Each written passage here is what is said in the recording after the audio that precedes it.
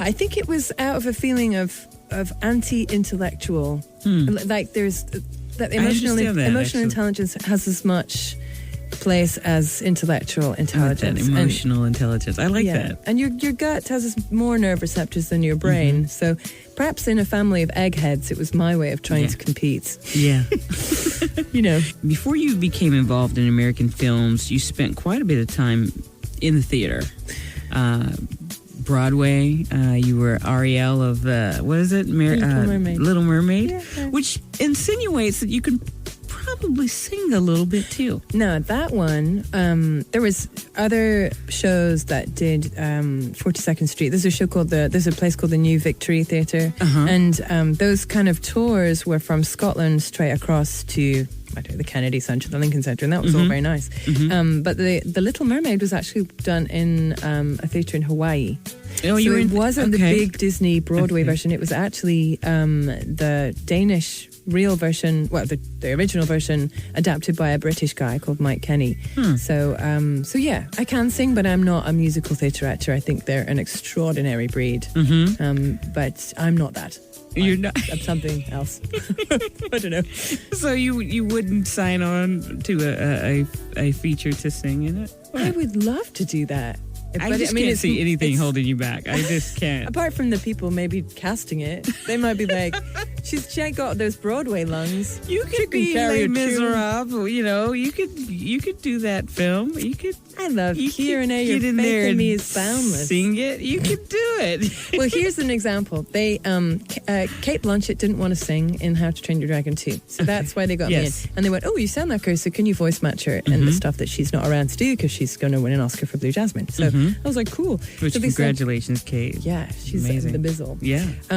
But yeah, she didn't feel comfortable singing. But they said, "Well, we don't go Phantom." And I was like, well, "That's okay because I don't go Phantom anyway." Are we saying Phantom of the Opera? Is that what we're referring to? Yeah, it's the character really is a woman in a kitchen. She's not supposed to have this amazing you know. So they wanted somebody to sound normal and maybe like hesitate over that. You know, it's a very.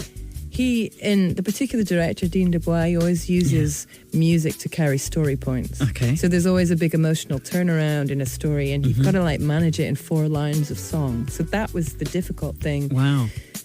Fortunately, they didn't say, can you show us your belt?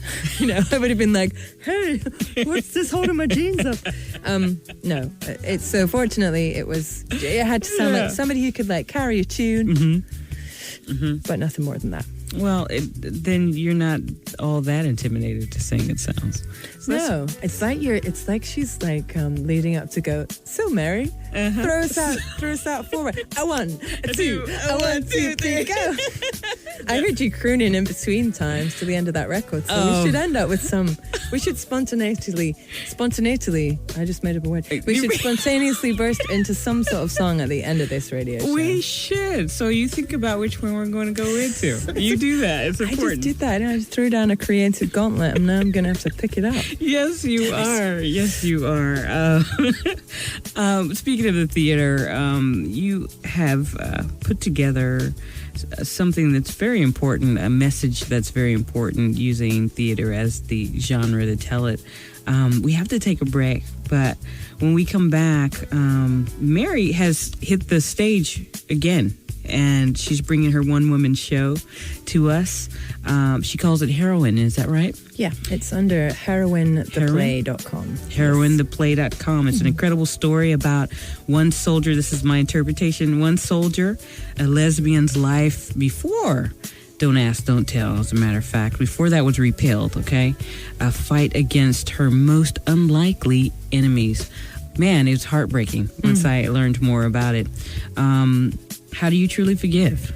That's one of the greatest messages in this play. She's going to tell us all about it, okay? She brought us a few songs from her crate, and I'm going to play them for you tonight.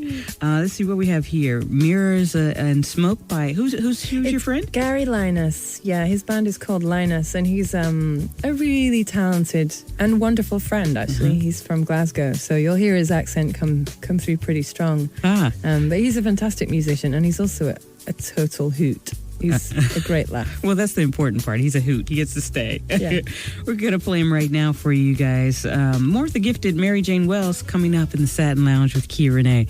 We're going to work on this song we'll do together and at the end. One, two, a 1, 2, go Kia. Dee-bee-dee-bee-dee-bee, ba-ba-ba, ba-ba-dee-bee-dee-bee, ba-ba-ba, KiaRene beep-bop, beep, and the Satin Lounge today.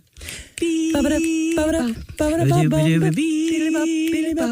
want us to stop right now.